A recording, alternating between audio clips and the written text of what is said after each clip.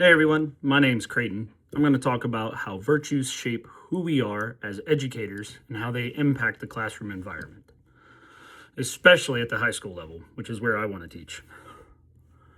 When I think about my own character, there are four virtues that really stand out to me, one from each domain. First, in the civic domain, I'd say respect. I try to treat everybody and everyone fairly and make sure people feel heard, no matter their background or opinions. Secondly, in the moral domain, I value integrity. I believe doing the right thing and being consistent because students pick up on that early and quickly. Third is the performance domain.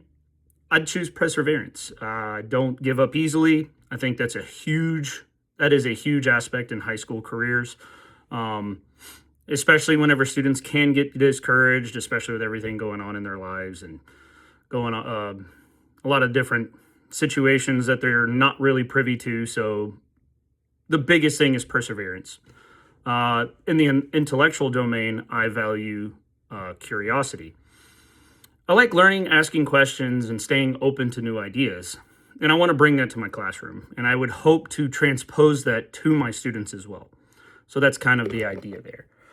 The creating an inclusive classroom, all of these virtues can help create an inclusive classroom. Respect helps students feel safe and valued. Integrity builds trust between myself and my students.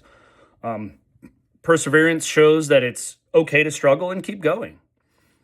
Curiosity will also encourage students to share their own thoughts and learn from each other's perspectives. That'll actually help them along the way.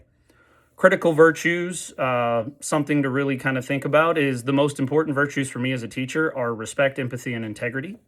These connect directly to the idea of Imago Dei, which I don't even know if I'm saying that right, but cool, which means every student has value, worth, because they are created in God's image. Every human is created in God's image, so that's why this is super important. So in my classroom, that means treating every student with dignity, being patient, and recognizing that each has the potential to be the best that they can be, even if they don't see it yet. A lot of students they come from different backgrounds, and they already know that, oh man, I'm having a hard time. Well, cool. Hopefully, when you come to my classroom, it's not that way. Hopefully, you come in stress-free and have a good time. Character formation, to me, is about helping students grow into who they are as people, not just academically, but also morally and socially too. Research shows that character formation happens through habits and modeling and consistent practices. It's something I do with my own children. It's something I plan to do with my students. And it's not just a one-time lesson. It's something that you have to keep repeating. I know a lot of adults, we say, oh, why do I have to repeat myself? Well, sometimes it's needed to hopefully drill into their minds that, hey, whatever we're trying to teach you, it'll stick. May not happen the first time, but let's keep going. And it's about how to shape those students, or how to shape the students into thinking, acting, and making decisions over time. I always like to think critically, act patiently, and then when you're making your decisions, is it the right decision to make? Is it the more correct? Is it morally appropriate? That kind of thing. Strategies for fostering character. I think of ways to plan character building in the classroom.